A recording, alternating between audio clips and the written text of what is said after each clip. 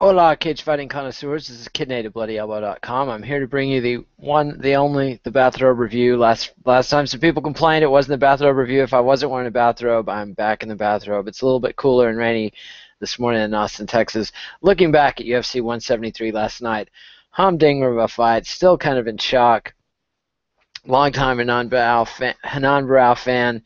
Always thought Nobu now had Alpha Male's number, but it seems like Dwayne Bang Ludwig added that little bit of extra sauce, and he may or may not be taking his boy with him. TJ Dillashaw going to be training the new UFC bantamweight champion. TJ Dillashaw is going to be training both at Team Alpha Male with Uriah Faber, who was not in his corner last night, and in Colorado with Dwayne Bang Ludwig, who was in his corner. I predict tears. I predict trash talk of the media. I predict a lot of excitement for a bantamweight division that's been kind of moribund. Too bad for Hernan Barao. We never got to see him fight Dominic Cruz, the longtime champion. He came in as interim champion. Finally, Cruz's injuries were so long, they just declared Barao the champion. And TJ Dillashaw just smoked him. Barao had a good run as champion, but it was all over last night. It was a complete. That fight had none of the looks of the alpha male Nova União dynamic we've seen, where the alpha male fighter can't take down the Nova União champ, or if he does take him down, he gets back up quickly. TJ Dillashaw just had his way with Hernan Barao. I want to watch the fight again and talk to some of my striking guys and hear what Conor Rubish has to say, and hear what Luke Thomas has to say, and Jordan Breen and Jack Slack and all the other fight authorities, and see, what exactly was it that TJ Dillashaw did differently, because he was able to close distance, beat up Hernan Barao on the feet, take him down, beat him up, just had his way with him back and forth, finally finished him 222 into the fifth round. For Barao, he got to defend his interim title championship twice against Michael McDonald and Eddie Wineland, and then he got to beat Uriah Faber in a rematch after beating Faber at UFC 149 to take the interim title and beat him again. But his second defense of the official UFC bantamweight championship, he lost it. So he had a 4-fight title run. Congrats to TJ Dillashaw, just incredible stuff. Great performance. It looks like a whole new man. Going to be interesting to have an English speaker. Sorry, as Luke Thomas would say, this is really important. But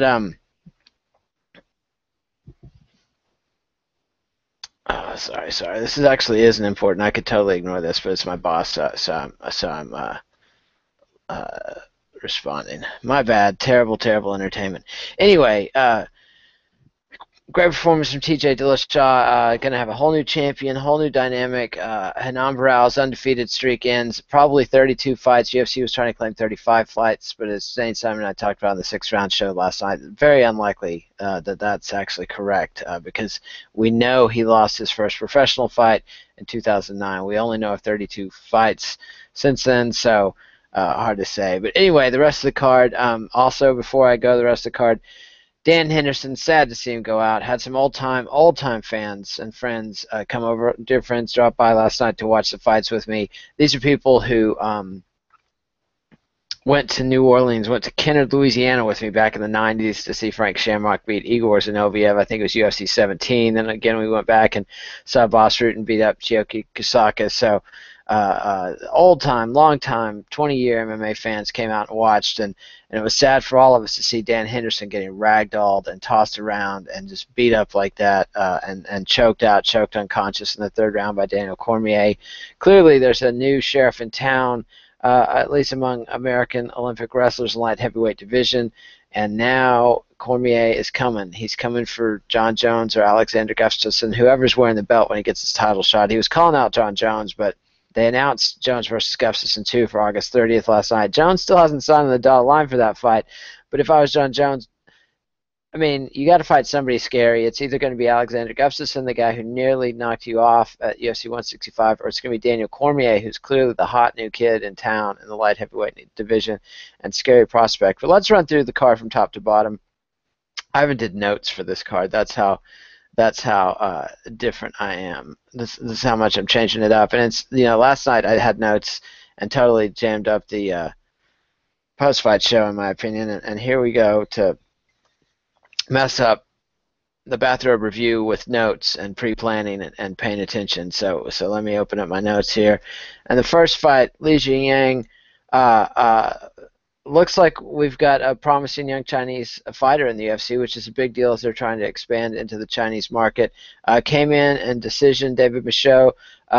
Great performance from Li Jingliang. Sometimes, Zhang Shiquan, the original Chinese fighter in the UFC, just didn't seem like he had the power to hang with the guys in this UFC weight class. Li Jingliang, he seems like he's taking his medicine, if you know what I mean. I mean, he's right up there with the American fighters.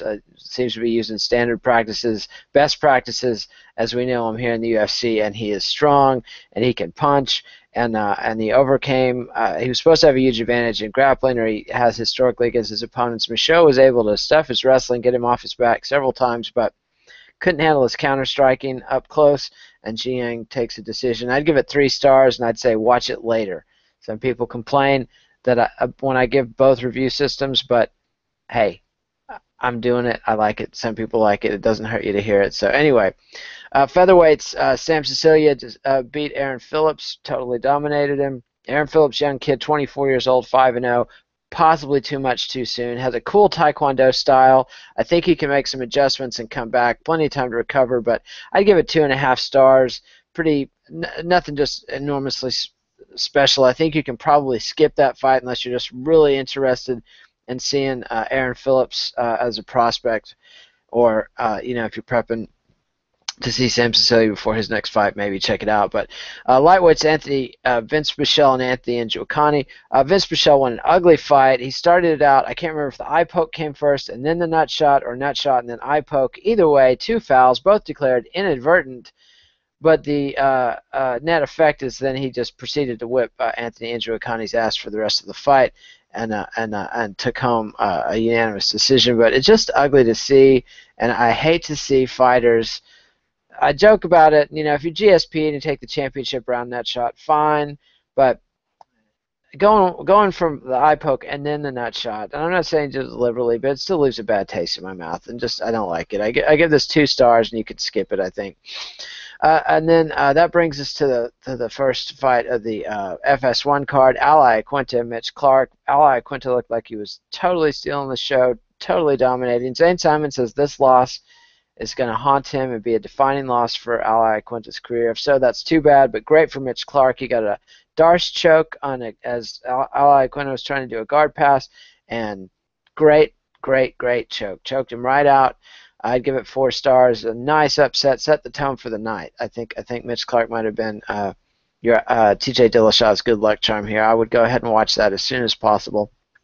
Brings us to bantamweights, Chris Holdsworth, Chico Camus. Holdsworth totally dominated it, uses Brazilian Jiu-Jitsu very well, but I'd like to see some ground and pound out of these guys. If you can hold a guy down and consistently get dominant position, put the hurt on him. Work on some elbows, something. Improve your punching power in the grappling positions. Punch more in the scrambles. Just a pretty boring fight. I'd give it 2 stars, maybe 3 stars, and skip it. Brings us to lightweight. Tony Ferguson demolished heavily hyped Japanese fighter Katsunori Kikuno. Made me sad. It made me mad at the bookers. I knew this was going to happen. I told you on the MMA Vivisection. Connor didn't want to hear it, but Dallas and I picked Tony Ferguson, and I said this was a squash match, and just inexplicable booking for a promotion that is purportedly desperate for Asian fighters. Here's a guy with charisma, with a unique fighting style, with a story, somebody that hardcore MMA fans already like and know and are excited about, and they put him in with Tony Ferguson, a former welterweight wrestle boxer who's just long and rangy and has a really good boxing style. Kikuno's offense is terrible. At first, when he was doing all the attacking, Ferguson was back on his heels, was looking uncomfortable, was maybe not rocked, but stung a little bit by Kikuno's early punches. But as soon as Ferguson hit Kikuno, he realized he'd hurt him, and he just says, I can do that again, and just kept doing it. Beat the crap out of Kikuno, finished him in the first round. Great performance by Ferguson. Head scratching. What are they going to do with Kikuno now? This is a guy, there are plenty of guys in the UFC Kikuno can hang with. He could have been feasting on those guys. I think they were trying to rush him I mean, the positive side is they were trying to rush him. If he gets a win over Ferguson, then they can market him in Asia as this, triumphant homecoming for the kid who beat the American guy in America. But didn't turn out that way for Kikuno. 3.5 stars. I'd go ahead and watch it now. Then the final fight on the prelim card, Michael Chiesa versus Francisco Trinaldo. Much better fight than I expected. I ragged on this being the headliner, but I thought it was a good back and forth fight. Chiesa still has problems.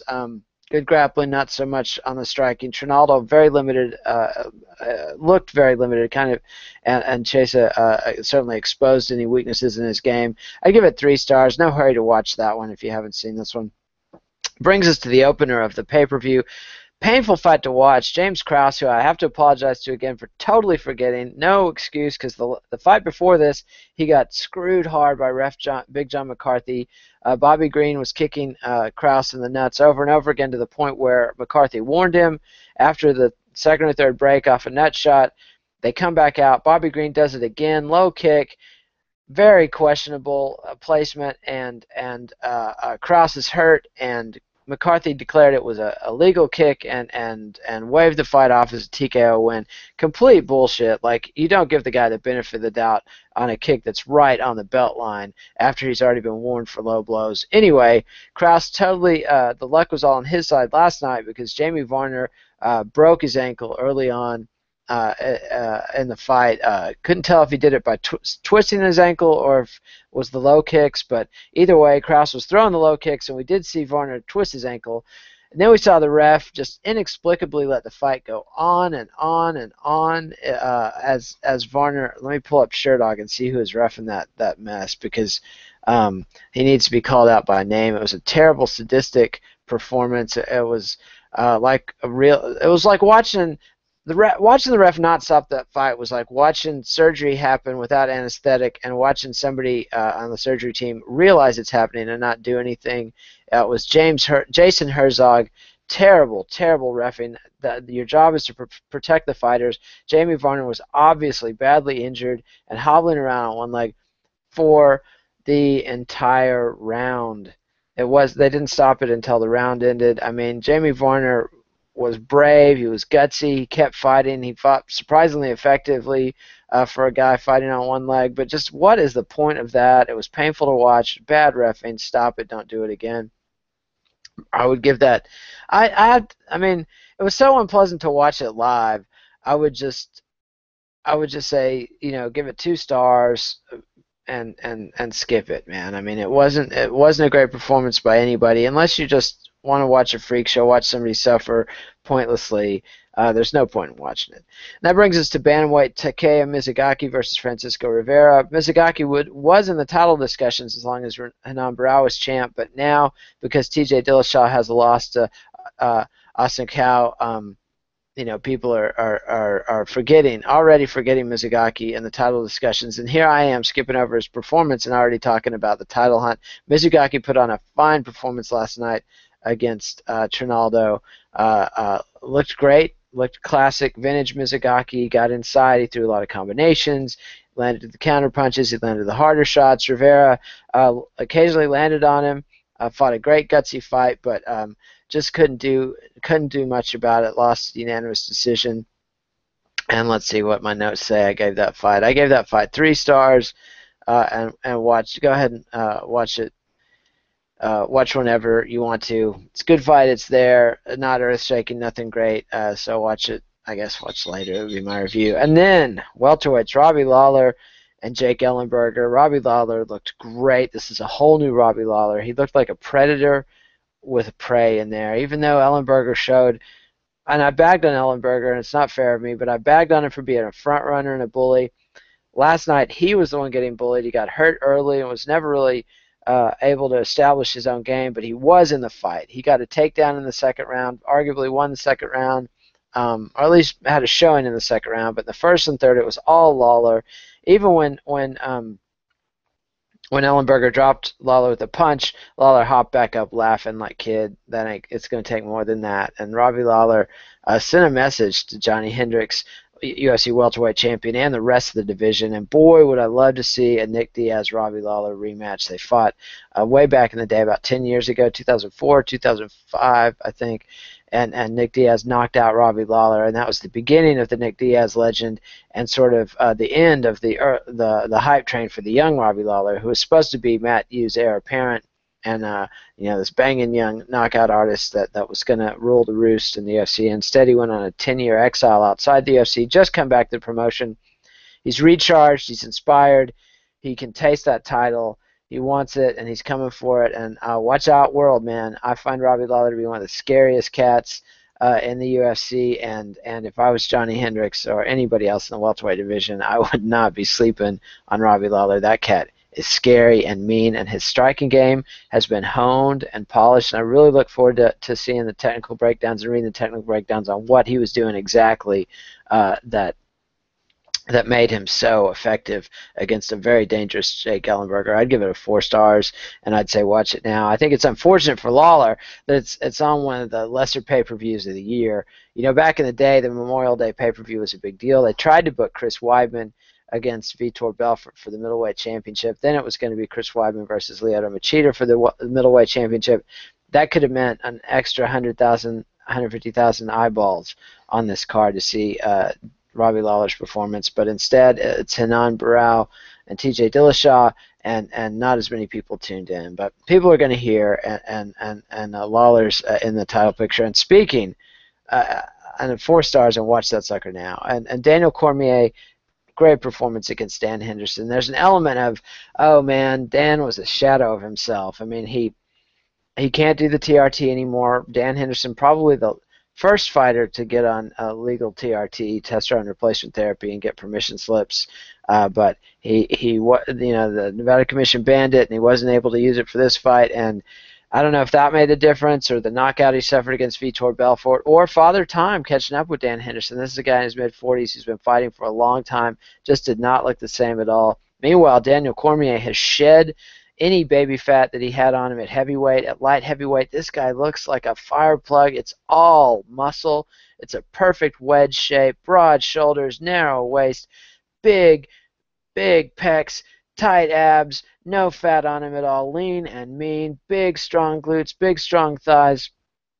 The guy looks good. He's a little short to be going up against the 6'5" Jones, 6'4" Gustafsson. I don't think he's 5. He says he's listed at 5'9" or 5'10", but I don't believe it.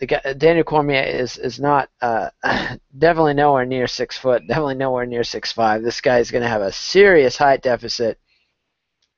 But man, he put on a just destruction of Dan Henderson. Finally choked him out. Dan wouldn't tap and passed out. Great performance. I give it 4. I don't know, man. I give it 3 stars. There was no back and forth drama. It was just a one-sided beating. I would definitely watch it now. It's of historical import. It's the end, probably the end of Dan Henderson. Definitely the end of Dan Henderson as a title contender. It's too bad. He had a title shot against John Jones lined up that he had earned at UFC 151. And this is a guy who held multiple Pride belts, held the Strikeforce belt. Never got the UFC gold. He won a UFC tournament once. He fought Rampage to a standstill in the light heavyweight title fight, but did not get the decision. Never got to wear that UFC championship strap. He still had a Hall of Fame career, but that's going to bother him to the end of his days, that he was just one step away from that UFC lightweight title at one point, and then got injured, lost his opportunity at UFC 151. It didn't happen. Daniel Cormier nails the coffin shut on Dan Henderson's title hopes in the UFC and maybe his career. And that brings us, speaking of nailing the coffin lid shut, TJ Dillashaw ended the undefeated streak of Henan Barrow. Not undefeated streak, but undefeated streak. He wasn't completely undefeated as a pro fighter, but he hadn't lost in years and years, 32-something straight fights, straight wins. And TJ Dillashaw and Dwayne Ludwig and Alpha Male put an end to that. TJ Dillashaw has now reclaimed the bantamweight title for American fighters, and very curious to see where it goes from here. I think the drama between Faber and Ludwig will keep things interesting, and TJ obviously is going to want to get his revenge back against Rafael Assunção, who beat him and a split decision in October 2013 at UFC Fight Night Maya versus Shields. Fight of the night performance. Dillashaw's definitely going to want that back. I would favor Dillashaw in that rematch.